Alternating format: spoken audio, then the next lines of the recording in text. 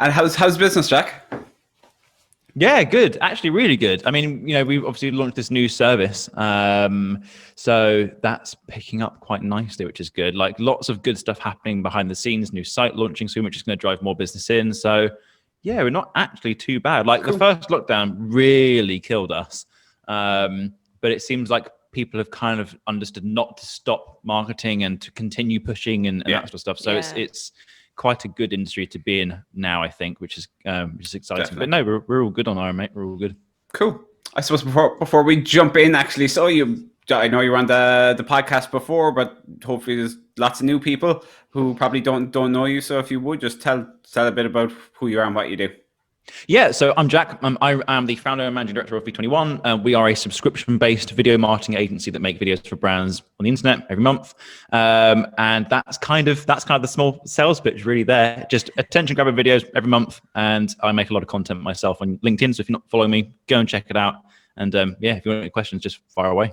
Yeah, it's well worth following Jack on LinkedIn, actually. Yeah. It's very entertaining, first of all, and you'll also get some fantastic ideas from it. Exactly, yeah. Stealing all the ideas. That's why we have him on. Yeah. Great. Oh, exactly. So I suppose, Jack, video marketing, as if it wasn't already massive, the situation at the moment has kind of, I think, made it explode even more, really.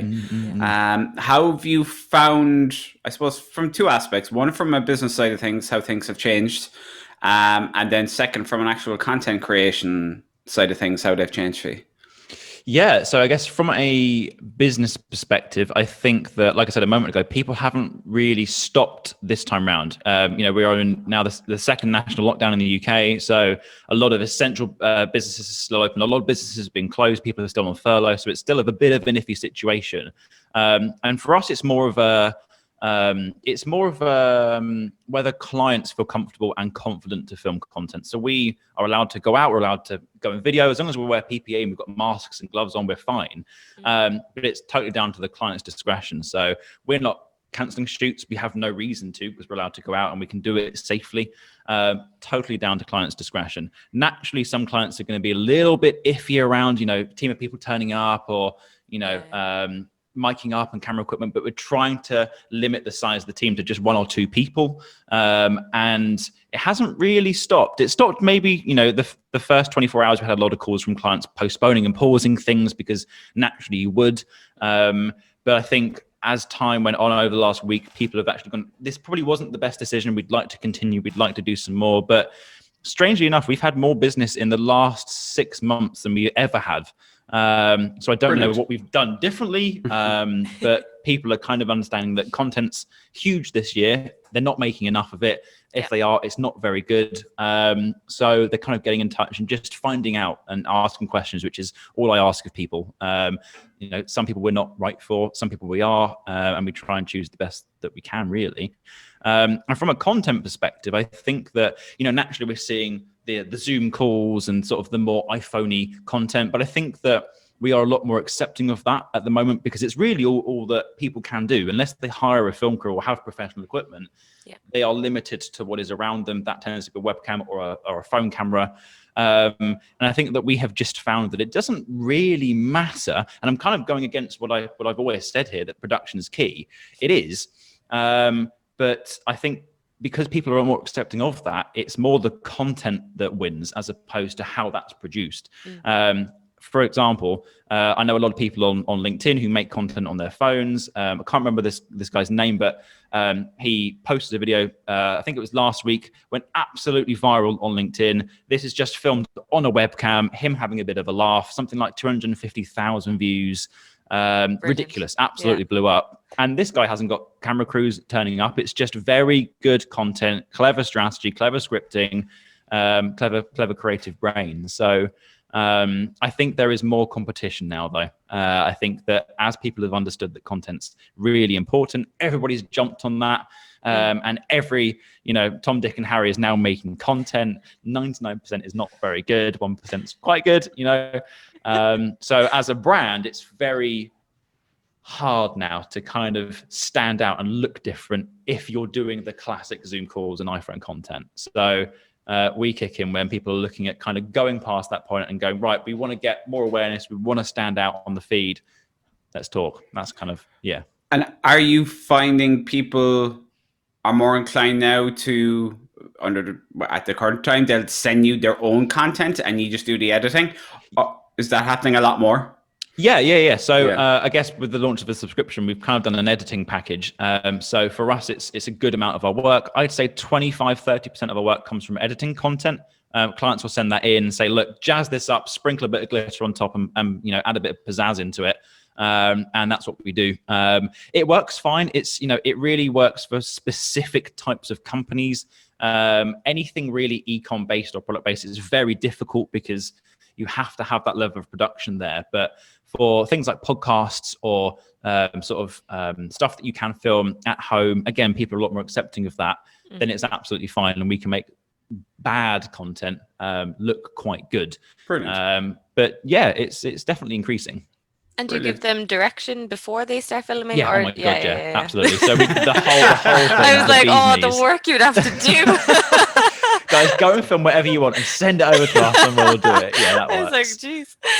We'll help with everything. Absolutely everything. I mean, are you guys putting more content out at the moment? How are you guys kind of finding the content game? We're probably similar, I suppose, to where we were pre-COVID, really, in terms of content. Like our podcast is our key content, and we chop that up. Same as yourself, I think you mentioned previously, like March and April, was a big hit to us as well. But this time around, people are all, okay, no, we need to be marketing. It needs to be online. So luckily enough, things are busy, things are good. From our content creation side, for us, we're back doing this on Zoom, obviously. We're out of the studio. Yeah, production quality has absolutely gone down because obviously we're using webcams and the mics we have at home versus our studio. Yeah. But as you say, people are a lot more accepting of that, especially when you actually don't have access to those things. Yeah. So for us, our content strategy, I suppose, hasn't really changed from us as an agency. We use our podcast as our core piece of content, and that's chopped up and distributed then across all the different platforms. So that for us, that's been working well, and it hasn't really changed. The branding, the format, all those things, I think will probably change over time. All right. But the actual, I think using the podcast as the core for us, as that anchor content works really well. So I don't envision that changing anytime soon. What about in terms of things like people engaging and actually interacting with the content? Have you found that there's been a difference over the last kind of couple of months with user engagement, or has it kind of stayed steady? I think it's been pretty steady. Yeah. We've increased a small bit, all right. Like since I started in July, I kind of switched up what I was thinking with the distribution. I was like, okay, I'm going to try this way, and I was trying more like IGTVs, but only snippets and different captions and things. And we are like, off the topic of videos, we're also doing loads of carousel posts now. So really informative content that people can just like flick through as well. So they're kind of increasing the engagement as well then. Yeah, that's great. Are you finding any specific content on your end is working really well? That's a good question. I definitely feel like the longer form content, again, we've kind of changed what we've been doing. So I guess on the last podcast, it was very focused on, personal branding, quick, easily digestible content. And I still think that's important. I think for us now that we're at the stage where people kind of know who I am, people kind of know the business, and it's now learning more of it about in depth. So we're trying to make longer content. And we find that actually when people watch longer pieces of content, then they feel more engaged. There's more comments, there's more questions. I guess it would kind of be the difference between having a 5-minute podcast and an hour podcast. You're going to get more information out that people kind of bite on in that hour. So for us, we're trying to make longer form content. We're trying to go a little bit harder on YouTube as well. So there's lots of exciting stuff happening. Would you be thinking post-lockdown going the daily vlog kind of route to produce that? Oh my God, can you imagine that? I'd have to be like, oh my Jesus. I used to vlog. So when I was much younger, I used to be a vlogger. I thought I was going to be this amazing, huge, famous vlogger, but nobody really cared about me nipping down to Tesco's to get a meal deal. But it's so difficult. Oh my God, like the amount of time and dedication you have to put into it, it's just ridiculous. I mean, I don't think people realize that either. They just see someone like famous on YouTube. Oh, they're going around just filming themselves all day. They have no idea the amount of work. But it's a full-time job, even just thinking of the content itself. Yeah. Like nobody lives like that exciting of a life. I mean, how can people do something every day? So when you're at home, you've got nothing to do. You've got to make that exciting, and that is just stressful. On top of them putting that together, posting it out, replying, like it's a full-time job. I don't know how people just, oh my God, it's just the most stressful thing. So that's a no then. Yeah. Definite no. Brilliant. And are you seeing like a huge increase now in portrait content? Like, do your clients really want to focus on portrait content at the moment, or? Not really. Not really? massively. Oh, okay. I don't think so. We haven't really ever had anybody come to us for portrait content. I think that I don't know if feel free to disagree, but I feel like it might be more for product-based e-com kind of clients who are selling a kind of a tangible product and need to kind of cater to people on Snapchat or IGTV, Instagram stories, those sorts of things. But no, we haven't really had anybody kind of get in touch. We don't do it ourselves just because I don't know, it just takes a bit longer to do, and it just takes more time. So for us, it's still the classic kind of just the sort of the standard templates and feed resolution content, I guess. But no, I mean, have you guys seen an increase in it?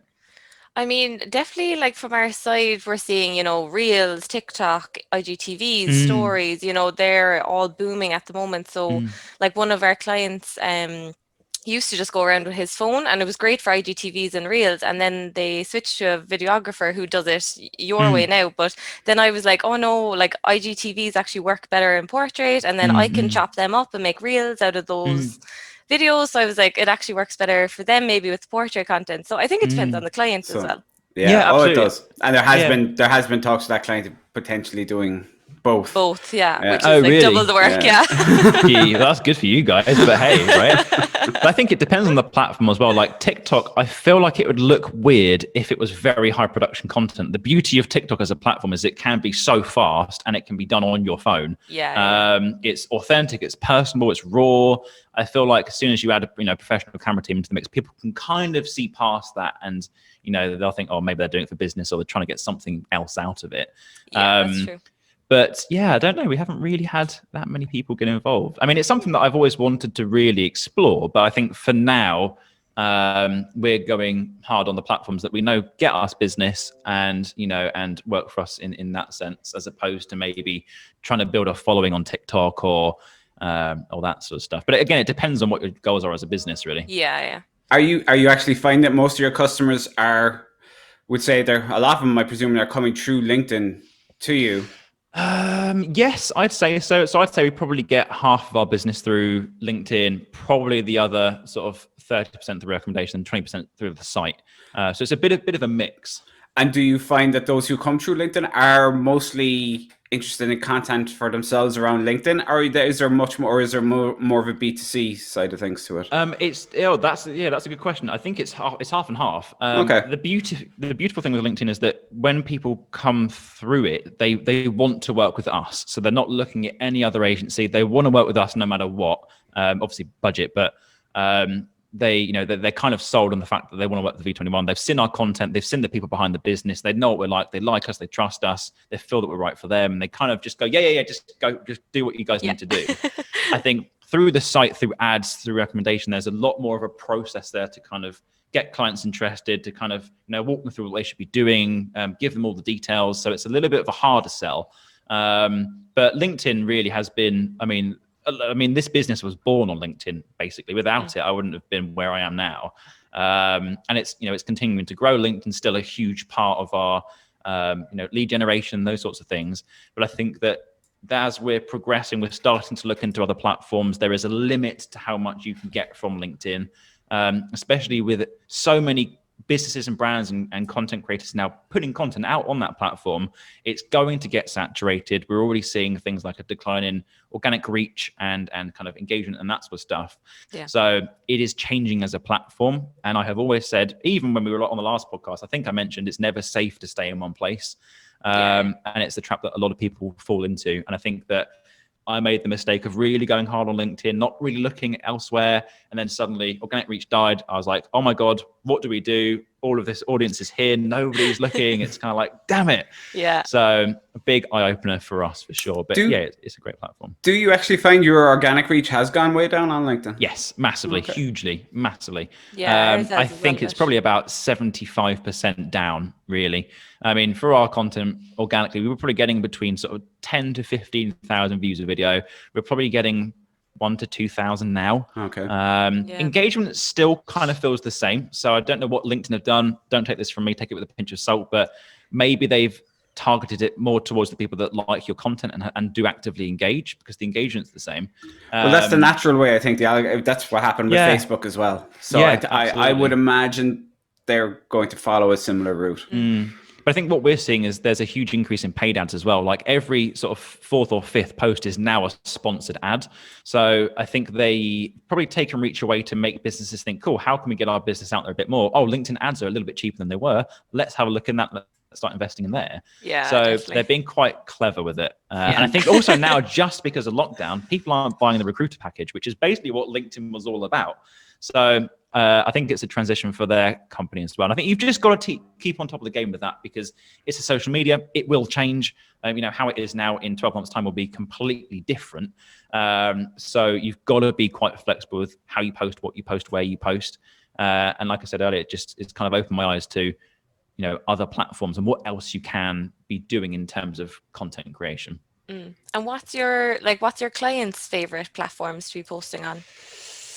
LinkedIn, Instagram, and YouTube.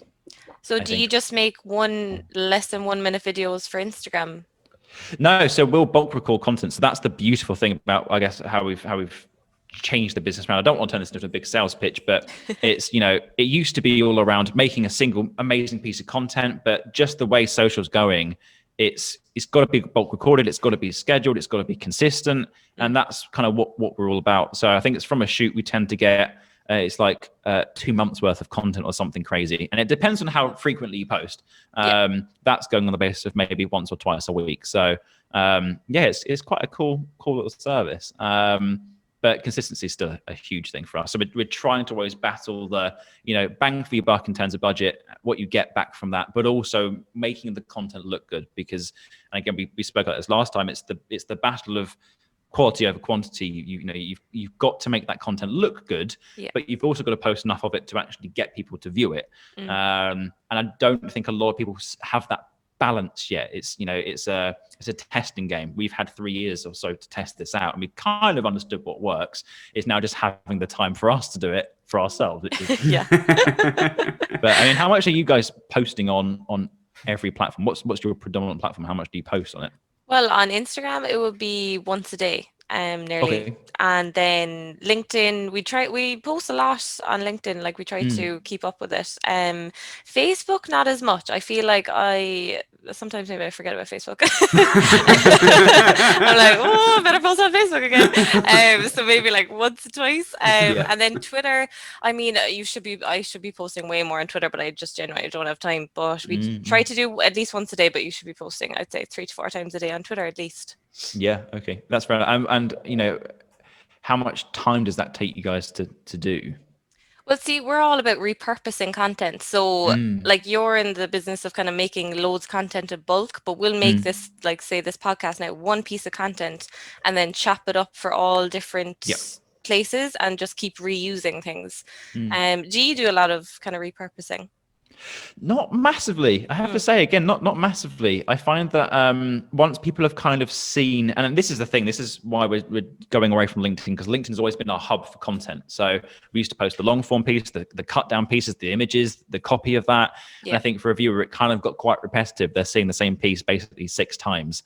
For you guys, it makes sense if you guys are focusing on other platforms, and for anybody listening, if you are on other platforms, you need to be repurposing content. But as long as it's giving value to a viewer and it's actually fun and engaging, then go for it. It's just when people repurpose content for the sake of bulking up their content and then posting, it makes no sense to do. So for us, not really. So if you're let's say you do a LinkedIn video, are you posting the exact same video then to all the other platforms? Yes. Yeah. Okay. Yeah. Okay. Yeah. I think it slightly changes. So we might have, so we have I guess it's a kind of a format. Imagine like an animal. You have like the head, the body, the butt. You'd have like the head, which is 5% of that content, the body 90%, the butt 5%. So the head and the butt might change. So it might be hey guys on LinkedIn or hey guys on Facebook, but the body of that always stays the same. Just because I don't know, I feel like LinkedIn content's getting very close to Facebook content. It's not too salesy now. It was, but I feel like as more people are jumping on that kind of content path, it's getting more personal, it's getting more authentic. We're seeing real people, real stories, real lives, less salesy, corporate, pushy, hard sell messages. So it kind of transitions itself nicely onto other platforms. A year ago, definitely not. It was very hard sales. It's the place that people do business, but it's becoming a more professional social media now, I think, as opposed to kind of an online CV. Yeah, definitely on the feed. Maybe not so much in the inbox on LinkedIn. That's true. That's true. We won't talk about it. Oh god, that's so true. Messages all the time. honestly, I get about 5 to 10 a day of just people saying. I posted one actually the other day. And it was just a really lovely introduction. I was like, oh my god, this is amazing. You know, really interested in what you guys are doing. Love that you guys are making videos. I was like, cool, let's connect. Instant hard sell message around their agency and their fee. I was like, what? What's going on? Yeah, it's mad, isn't it? It's just a kind of mindset, though. It's like I feel like people are stressed right now over getting clients in, and you know, if 1 in 1,000 says yes, then it makes sense for them to do it. It's the number. It's the numbers game. That's what it is, right? Yeah. But it's just it ostracizes 999 other people that will never now talk to you. It's kind of like why. So yeah, different mindset. And you mentioned there about, you know, LinkedIn which is nice to see, you know, getting that bit more personal. Have you taken advantage of LinkedIn stories much or done anything on that side of things? That's a good question as well. I think yes and no. I think the first 24 hours, yes. Yeah. Maybe not so much. Likewise. I think first day I was like, oh, and then I think I tested it out for about a week, and it was looking really good, and you know the engagement was good. People were viewing it, and naturally LinkedIn would push that because it's a new feature on the site, so it was getting like crazy views, and then suddenly it just went boom, and it died, and I was like, oh my god, what's happened? There is no point spending time walking people through what parts of the office I have for 50 views. It's just pointless. And I can just better spend that time actually making scripting, planning proper content that I can put out that can then be shared and distributed differently, repurposed. But I don't know. I feel like stories has its place. I think it will get there. I do think it will. There's like some UI issues. There's lots of little things. But I mean, from a business point of view, I think it will if they push it and if they fix the issues, because I've said this in a previous podcast, anybody who's admin on a few pages can't get to their LinkedIn stories, can't get to their follower stories, because you've all your admin pages across the top first. What presumably they want to encourage you to post stories for your clients or for your admin pages. But all that means anybody who's admin on like 3 or 4 pages don't see anybody else's stories. Really? So there are lots of little issues like that, but for me, it's a no-brainer of people in the business world being able to share that more personal content. Yeah, that's it. So I really do hope that they sort out the issues with it, give it the reach it deserves. Yeah, I agree. Because I think it would work really well, and it'll be a fantastic down the line for the ads platform. Yeah. Oh my god, yeah. I think it's even from a creation point of view, though, it's not there just yet. I mean, you'll film a video, the audio sounds terrible, the lighting's like completely broken. There's nothing really you can add into it in like stickers or GIFs or colors. Yeah. So if anybody is wanting to do that LinkedIn stuff, go on to Snapchat or Instagram and just record a story first, save it, and then post it onto LinkedIn. It just works so much better. Brilliant. Jack, I suppose right now, again, kind of similar to where we were back in March and April, there's a lot of people back from home. Any tips for them on content creation and the types of things they could be doing for their business, whether they're e-com, B2B, maybe there's a few specific sectors or something you've seen really nice, clever work? I still think that the really authentic content works quite well. I think, especially, you know, if you're just starting out and you don't quite understand the whole video side of things or content marketing side of things, then it's good to just kind of be in it and sort of try it out, test it out, see what happens. Naturally, it's going to be different for every business. Like an e-com brand pushing a product, there's no real need to then push the CEO on LinkedIn. If you're maybe a digital marketing agency or you're maybe a smaller business, it makes sense to do that, to kind of build relationships with local people, build those relationships up, get to show your true self, because that will generate business. It just takes a little bit longer. Yeah. So I think from my side, starting out, if you're at home, if you've got bare basic equipment, just give it a go. Start posting some content. I think you've got to do what you enjoy doing. So some people, that will be, I don't know, Q&As. It might be that you're just updating people with what you're doing, and that's perfectly fine. But I think the goal here is to just test. There's no content that's right or wrong. Again, it totally depends on what you do, who you are, where you're, all that sort of stuff. So just have a play around with it. I think for us, it's still very heavy on the entertain, educate, inform kind of strategy, if you can call it that. It's more of a guideline, I guess. Edutainment. Yeah, edutainment, that sort of stuff. But it's got to achieve one of those things for us. It's either got to entertain, educate people, or inform people as to what we're doing, where we are, how we're doing it, that sort of stuff. If it doesn't really do any of those three things, I don't really see a point of posting it, especially for the time that it takes to put together. Yeah. So yeah, honestly, it's just try it out and give it a go. It's going to be different for everybody. And do you find it's hard to get people in front of the camera? Like, how do you encourage people to get it? Do you know, because some people are like, no, I want you to make the videos, but I'm not going to be in it. Most of the time, I think it did start like that when we were starting the business, because there was, not many people making. I mean, video wasn't even on LinkedIn when we started back in 3 years ago. Wow, that shows how fast the platform's evolved. But yeah, I think people were very scared to jump on camera, and there was a lot of a push from us to go, well, let's have a bit of a session and talk through how it works. But now, kind of, people get it, and I think we've learned it's very hard to work with people who just refuse to be on camera, because it's your business. You're the face of the brand. It would be like Elon Musk coming to us going, I don't want to be on camera, you guys do it. It's like, well, I don't want to be the face of your brand. Like, how does that work? But again, it's all around a mind shift change. I think that because people are now on Zoom, people are getting more comfortable being at home, talking on camera, looking like fighter pilots with their huge headsets on and those sorts of things. Like, like it's just the norm now. So, I mean, I don't know if you guys have seen this new app called Clubhouse. Have you? Clubhouse? Nope. No. Oh, wow. Okay, right. Okay, tell us all about it. This is huge. This is like blown up in the UK and America. Okay. So it's like, do you know what Discord is? Yeah. Okay, it's like a big Discord that you can kind of join any group at any point, and you can kind of get involved or listen to a conversation. And it's super raw, super authentic. There was one about like the US election going on. There's one about marketing. Like, business owners can make kind of voice groups, and you can join and you can kind of engage and that sort of stuff. But it's kind of like, I mean, it might be good for you guys just to have a look at it. But if you guys are doing podcasts, actually put it live, get people listening live. I think that would be really cool. But again, it's just, people are at home. They're not all professional or in suits. They're still talking to people, getting out their comfort zone a little bit. So, yeah, we haven't really found people kind of scared to get on camera. And if they are, it's just a fact of there's just no way we can do something. It's just not the right client for you. Yeah, I suppose you're not attracting people who don't want to go on camera anyway. That's fair enough. I think with video, I think you have to be quite confident though. You have to have your video persona.